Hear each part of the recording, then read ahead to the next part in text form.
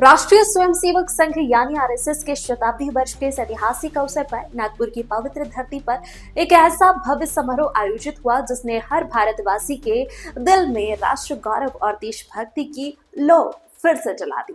यह सिर्फ एक कार्यक्रम नहीं था बल्कि 100 वर्षों से चली आ रही राष्ट्र सेवा, संस्कृति और समर्पण की उस परंपरा का उत्सव था जिसने भारत की पहचान को और भी मजबूत किया। और इस ऐतिहासिक पल में जो सबसे अलग नजर आए वो थे महाराष्ट्र के राजस्व मंत्री और नागपुर अमरावती के पालक मंत्री चंद्रशेखर बावनकुले।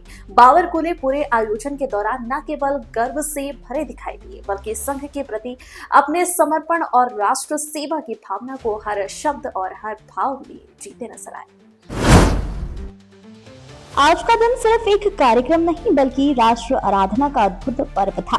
नागपुर के ऐतिहासिक रेशम बाग में आयोजित आरएसएस शताब्दी समारोह में जब सूर्य की पहली किरणें पड़ी तो ऐसा लगा मानो भारत की आत्मा फिर से जाग उठी हो। पूर्व राष्ट्रपति रामनाथ कोविंद, सर संघ चालक मोहन भागवत, मुख्यमंत्री देवेंद्र फडणवीस, केंद्रीय मंत्री नितिन गडकरी समेत देश विदेश के अनेक गणमान्य व्यक्ति इस समारोह में शामिल हुए। लेकिन इस ऐतिहासिक पल में सभी भावुक नजर आए।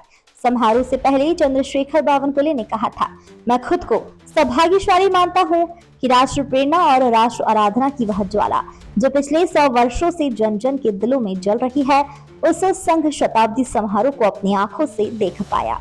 वहीं चंद्रशेखर बावनकुले ने कहा कि आरएसएस का इतिहास सिर्फ एक संगठन की कहानी नहीं है, यह उस विचार की कहानी है जिसने भारत को आत्मनिर्भरता, राष्ट्रवाद और सांस्कृतिक गौरव का पाठ पढ़ाया।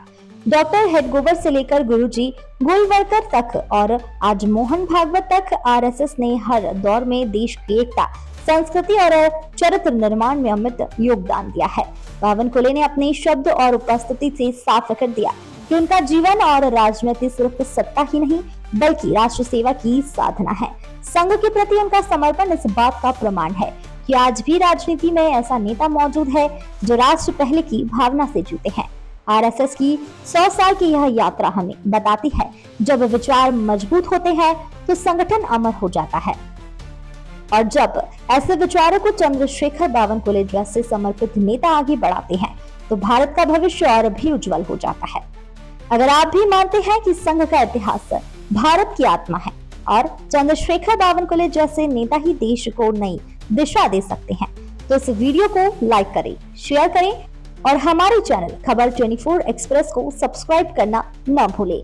नई सोच, नया भारत। हम फिर हाजिर होंगे एक और खास रिपोर्ट के साथ। भारत माता की जय।